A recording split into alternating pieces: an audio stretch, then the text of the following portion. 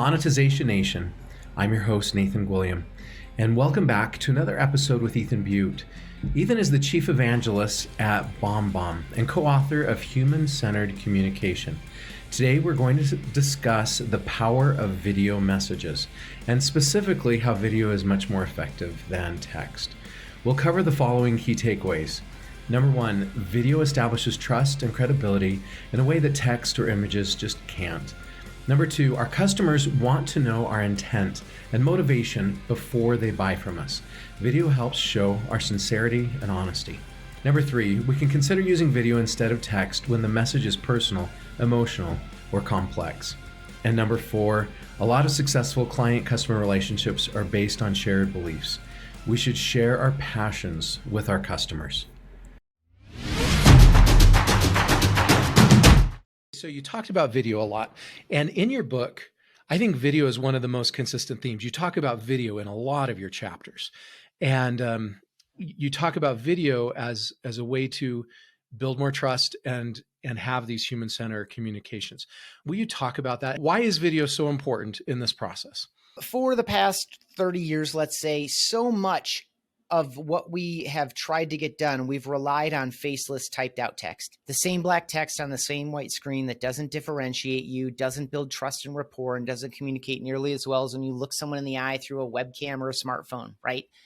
And so we need to unbundle in our mind different ways that we can use video. Now, video's gotten a lot more nuanced, but when we first started talking about video in the way that I'll get to next, which is casual and conversational, either live synchronous video over Zoom or Google Meet or Microsoft Teams or whatever, or recorded video messages, which is something we do at BombBomb, and we have a number of other competitive services that do something similar. When we're talking about casual conversational video communication, we're not talking about scripts, lights, editing, production, drones, green screens, YouTube channels, videos for your home page, video for your social feed. You can and should be doing all those things. I think those are all helpful too. But for the purpose of what we're talking about here, we're talking about relationships through video. We're talking about video communication. We're talking about connecting and communicating in digital, virtual, and online spaces in a more effective way than faceless typed out text. And we have a ton of research, especially in the first book, Rehumanize Your Business, about the shortcomings of faceless typed out text. And yet somehow it's become the default, the norm, whether it's an email and Slack and LinkedIn, in, all these other channels that we're communicating in. We're just hoping that we're good enough writers to capture what we feel and what we think, type it up. It's an intellectual exercise, so that strips us of some of our, intuition and the emotional charge behind what we're doing. We hope that we get it right. We sometimes punch in an emoji, which research also says tends to create more confusion than it does resolve confusion. Is that smiley face? Is he joking? Is he being passive aggressive? I don't know. And so we have all these things that we've done to try to make it more clear what we mean, to try to help people say yes more quickly and easily.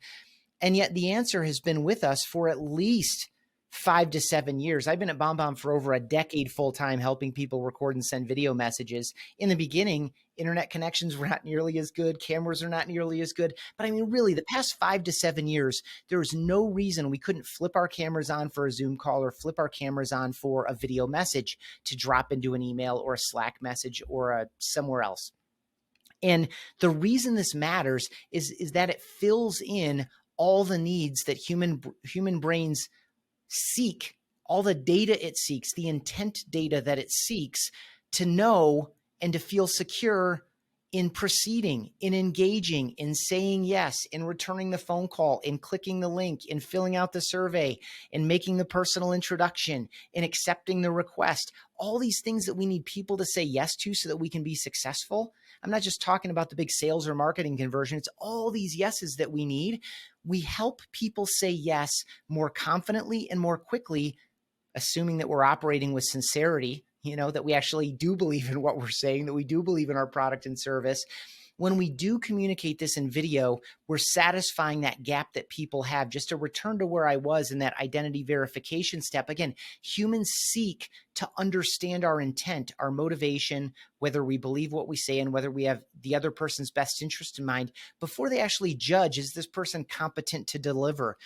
Are the features and benefits there? Is the price right? All these other like decision-making criteria, those all trail the judgment of human intent. Because if we even start going down that road, but someone doesn't have our best interest in mind, we're likely to be manipulated. The consequences millennia ago could have been fatal. So this is deep in the human experience. And the problem is when we communicate with people in ways that don't include that rich human data through our bodies and our voices and our faces in video, then people's brains, they don't say, okay, well, we'll go ahead without this data. It makes the information up. It fills in the gaps, and it doesn't fill it in our best interest as the sender or provider or creator of this message or experience. Instead, people fill it in subconsciously, by the way, in ways that protect them. And so they generally are going to assume the worst of you in those scenarios. And so video is just a slight return to a human experience, given it's flat, given it sucks, given Zoom fatigue, given all the other criticisms we can make. In so many cases, it's still better than faceless typed out text.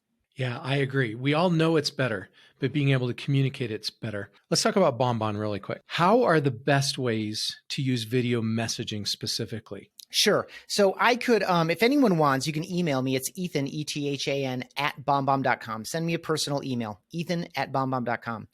I will reply back with, I say I've written 2.5 books. There's a half book in between these 2 books that goes through at least 60 use cases across the entire customer life cycle and across the entire employee life cycle, and even includes some use cases within your own personal and professional networks. I guess what I'll share here is most of the conversation so far has been about video prospecting, top of funnel, creating awareness, breaking through, differentiating simply by the act of sending video. And that is a fine use case.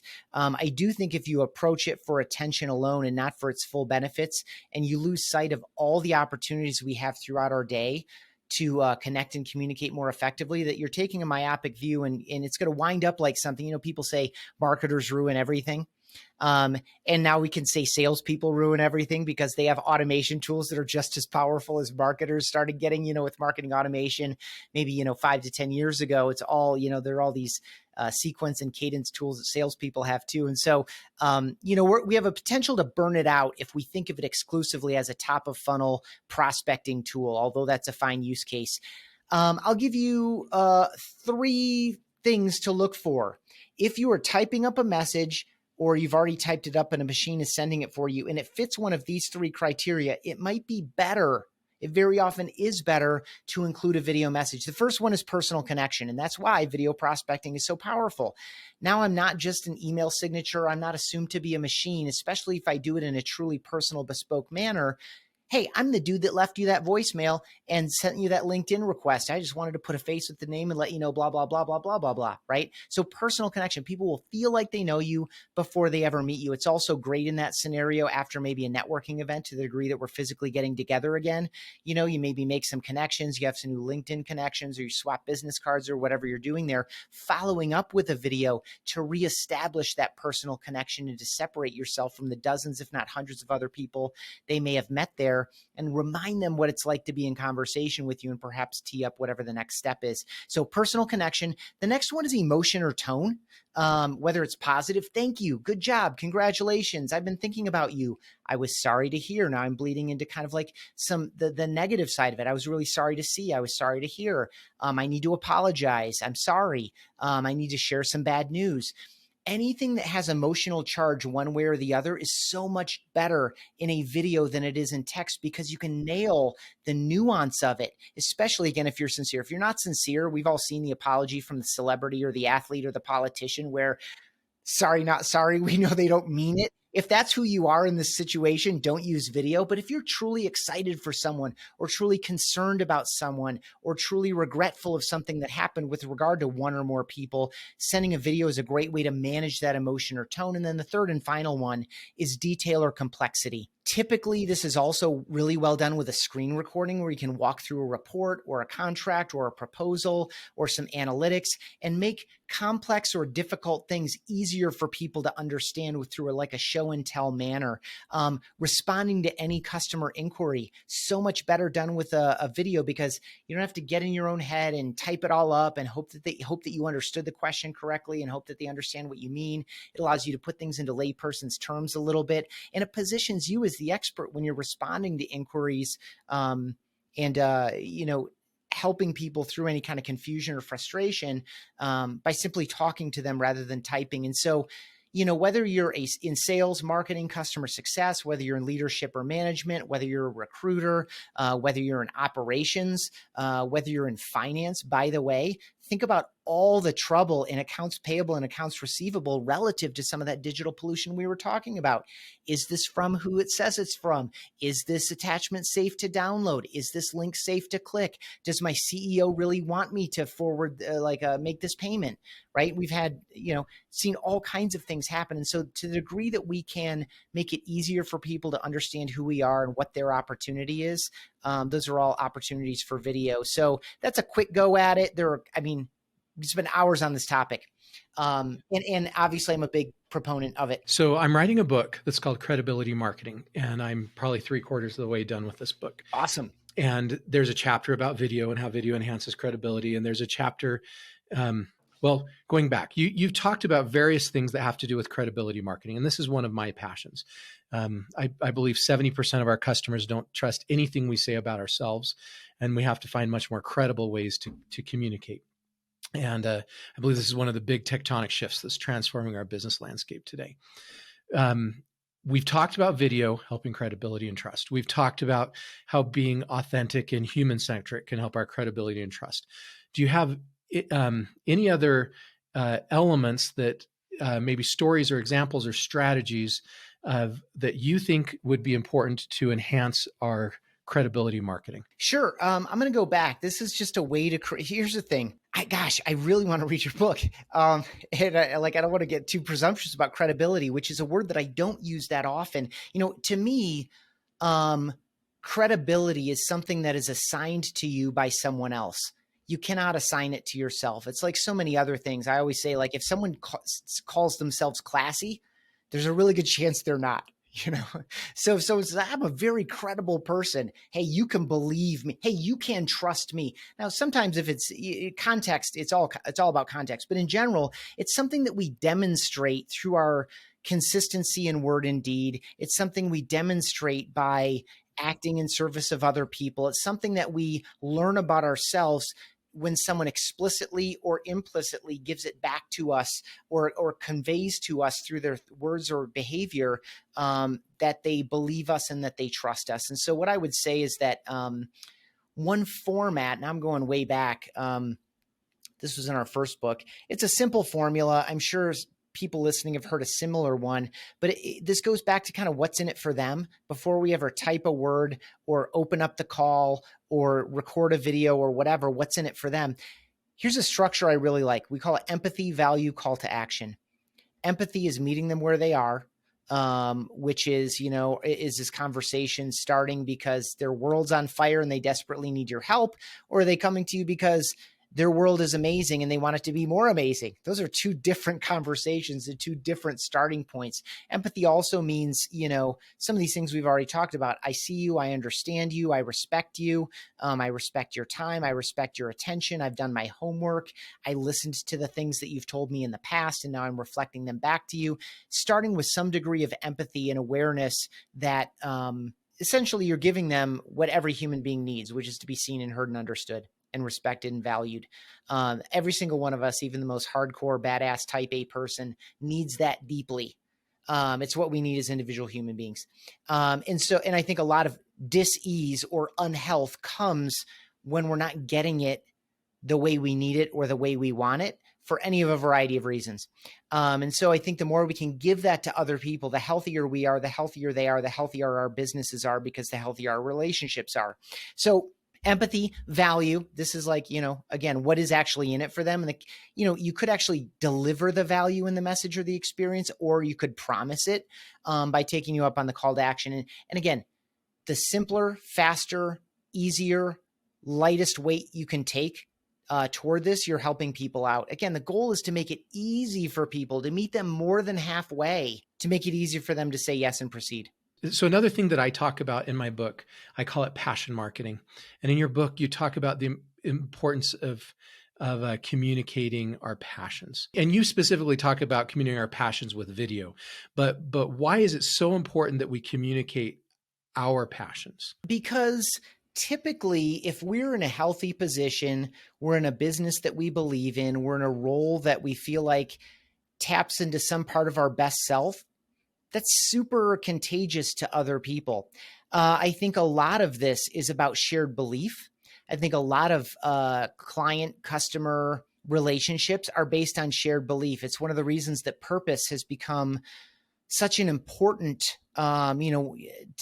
with some negative charge, we could call it a buzzword. But to the positive charge, it's, in a commoditized world, in almost every space that a listener is operating in is commoditized. BombBomb, most of our early stage competitors are dead and gone. Or generally speaking, irrelevant. That was like in our first 3 to 5 years of existence. And in the last 3 to 5 years, we've gotten this whole new crop of competitors. Some of them are sitting on tens, if not hundreds of millions of dollars of venture capital. So I don't know that our space is commoditized, but it's getting very commoditized.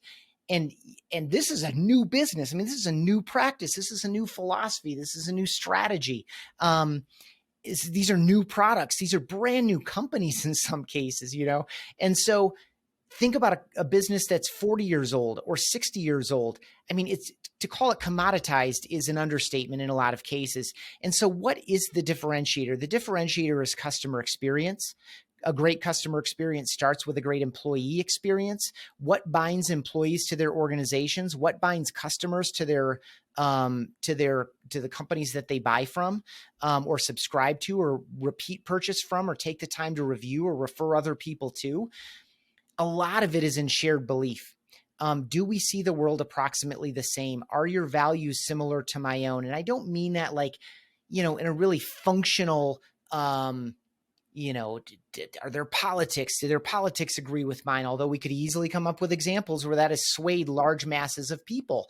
And so so for example, someone asked about preferred clothing brands on social media, and I named 2 companies. And the reason I like them is that I'm not a fashionable person. Anyone watching the clip could make that judgment pretty easily. It's the way they source their materials. It's the way that they handle their labor. It's the way that they have transparency in their supply chain. To me, that's important. Fashion and clothing is a filthy, filthy industry. There's so much environmental pollution and ill human health created by cheap clothing. Now, I will say that I have privilege. I can pay X% more or whatever, but these companies also stand behind their products for life. And both companies have either replaced or repaired anything that's gone wrong with a couple different pieces of clothing. And so that is that's values to me. They treat people well. They source their material well. They're trying to do it in a clean manner. They stand behind their product, and they're creating transparency in their supply chain. There's shared belief and shared values there. If I need a new piece of clothing, I'm going to look to one of these 2 companies first. And so I think to the degree that we can communicate why we do the work that we do, how we do the work that we do, invite people into a conversation about this, invite people into co-creation of events and experiences that live these values out. I think the more we're creating loyalty that supersedes any kind of transactional stuff, this buys us the grace that we need because we all mess up. We all disappoint a customer. We all have some kind of a failure. It might be, in the supply chain, it might not be directly our fault, but we still have to take responsibility for it. The forgiveness that we get from our customers and our employees comes from this well of loyalty and shared belief and kinship around how we want to be in the world. And I think this doesn't have to be some airy-fairy experience. This can be very, very practical. But I think if you're passionate, you're going to invite people into conversation more. It's just naturally attractive. Sales is the transfer of emotion. And if you care at all, letting other people know you care starts to be attractive to them. Like, this person is confident in their belief or their excitement or their interest in this situation or in my situation, or how I relate to that situation. So that's an unstructured monologue on purpose, shared belief, and passion. If you are passionate, one of the best things you can do is get in front of people. One of the next best things you can do is get on video. Yeah, that's right. And so often people are scared about sharing their passions because they're scared about offending people. They're scared about taking a point of view that not everybody's going to agree with. And when we do that, we fail to create connection opportunities with those people. If you share your passion about environmental consciousness in the clothing you purchase, right? There's going to be people that doesn't resonate with, and that's fine. But there's a whole bunch of people that is going to resonate with, and you just built a connection opportunity with those people. So we need to find our people, and our people are going to love doing business with us. And the only way we do that is finding those connection points through shared passion. Yeah, just a quick add to that. We're 150 people at BombBomb. We are of all political persuasions. We are of all different views and experiences, but there's a common core. It's this rehumanizing communication, rehumanizing populations of people who've been dehumanized that brings us together. So you might fear, this is for the listener, just like you said, you might fear that you're going to alienate people. But people are more nuanced and complex than we often give them credit for when we think about them as numbers in a spreadsheet or as revenue in some kind of a reporting system.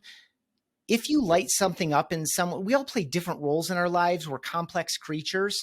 If you are excited about something and you think other people can and should be too, they will come to you even if you don't agree on every single aspect of who they are. It's just one part of their identity, and you can help unlock it with them. And this environmental consciousness that you shared, for example, that's not going to turn anybody away. I would doubt that there's any listener of the show that's going to say, I'm not going to buy human-centered communication because he cares about the environment. I don't think that hurts you anywhere, but it creates an opportunity for connection. Because what I'm not doing when I say that, who could disagree with the idea that clean air, clean water, and clean soil are necessary precursors to true human health and thriving?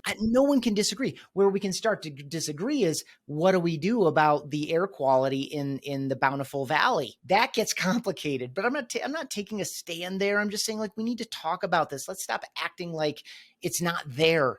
Let's be better tomorrow than we are today. Okay, let's take a position that's opposite this, and maybe it counterbalances and helps us explore this. There's a company I read about recently. I've never bought one of their products, but I've read about them, and it's called Black Rifle Coffee, and they sell a product that has nothing to do with patriotism. Coffee, right? It's just a commodity. It's coffee. But they put a patriotic, or they attempted to put a patriotic brand on their coffee and called it, I think it's called Black Rifle Coffee. And they've been wildly successful. They took a commodity and they associated a passion, this feeling of patriotism in all their marketing, and they tie it to this product.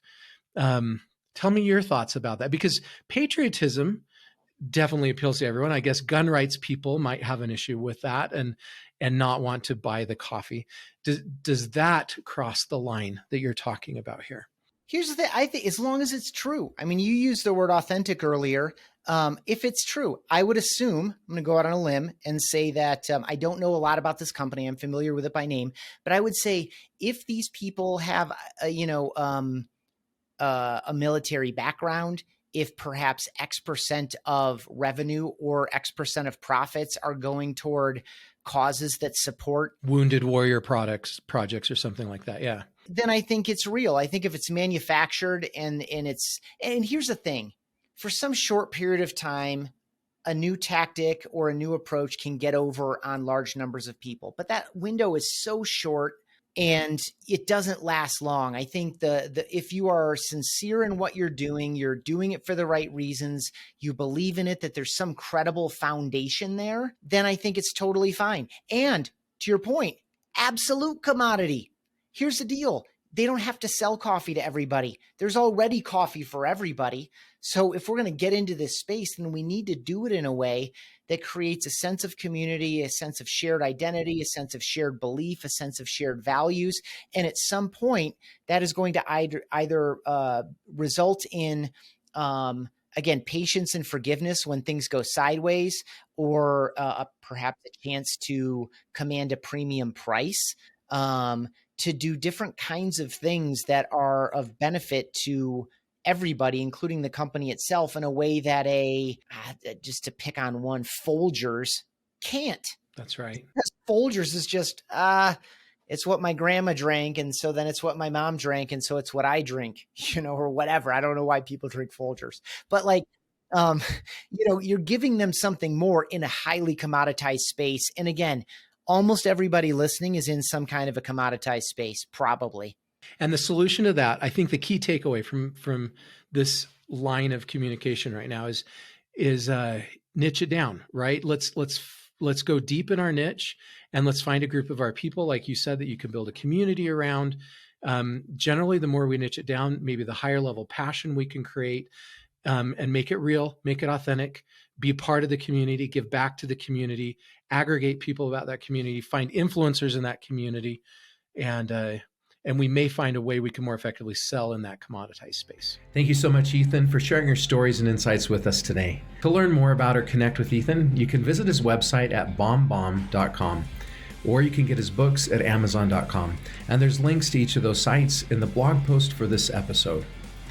You can also get a free ebook about passion marketing and learn how to become a top priority of your ideal customers at passionmarketing.com. Thank you so much for joining me for this episode, and I wish you success in your video marketing. Do you want to become a better digital monetizer? To receive great monetization stories and secrets, please go to monetizationnation.com and join free. And if you liked today's episode, please subscribe to the show and share it.